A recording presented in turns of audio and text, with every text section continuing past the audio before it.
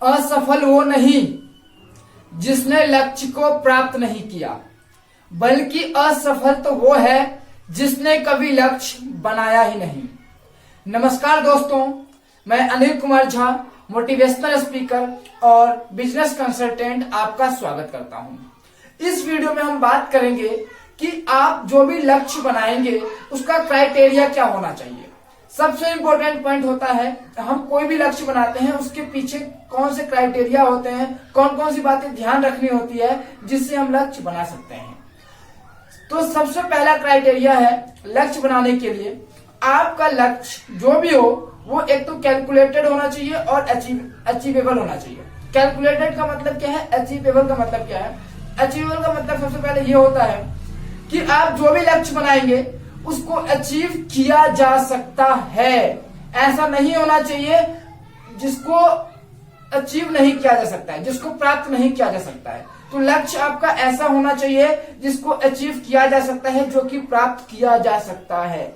अगर मान लीजिए आप दिन में 6 घंटे काम करते हैं, तो अगर आपने 2 या 3 घंटे और बढ़ा दिए वो लक्ष्य प्राप्त किया जा सकता है। लेकिन अगर आप 24 घंटे लगा देते हैं फिर भी वो लक्ष्य प्राप्त ना हो सके, ऐसा लक्ष्य मत बनाइए।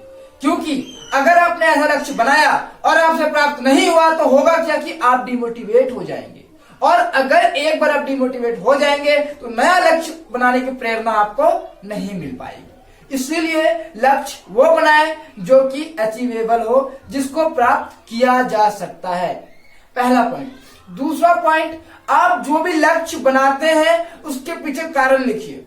कारण बताइए अपने आप को कि आप वो लक्ष्य क्यों प्राप्त करना चाहते हैं, आप उससे क्या अचीव करना चाहते हैं, उससे क्या प्राप्त करना चाहते हैं। क्योंकि जब आपके पास अच्छा कारण होगा तो आप उस लक्ष्य को प्राप्त करने के लिए 200% की एनर्जी देंगे, सिर्फ टाइम पास नहीं करेंगे। इसलिए लक्ष्य बनाने से पहले क्या होना चाहिए, आपके अंदर में उस लक्ष्य को प्राप्त करने का कारण होना चाहिए। क्योंकि कोई भी काम कारण के बगैर नहीं होता, हर काम के पीछे कोई ना कोई कारण होता है। तो आप भी अगर कोई लक्ष्य प्राप्त करना चाहते हैं तो उसके पीछे एक स्ट्रॉन्ग रीजन, स्ट्रॉन्ग कारण होना चाहिए, मजबूत कारण होना चाहिए, तो आप उस लक्ष्य को प्राप्त डेफिनेटली एक न एक दिन कर लेंगे।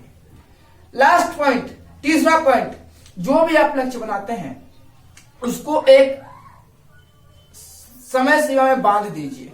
क्योंकि सफलता पाने का एक कारण क्या है कि आप जो भी लक्ष्य है किए गए निर्धारित समय में अगर आपने उस लक्ष्य को प्राप्त कर लिया तो आप सफल हैं।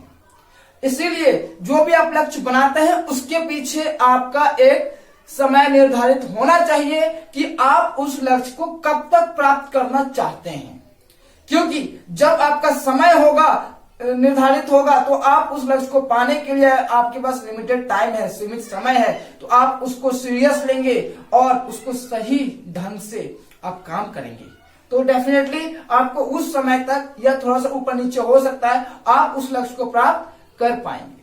तो आई होप ये वीडियो आपको मदद करेगा अपने लक्ष्य को बनाने में और उसको अचीव करने में।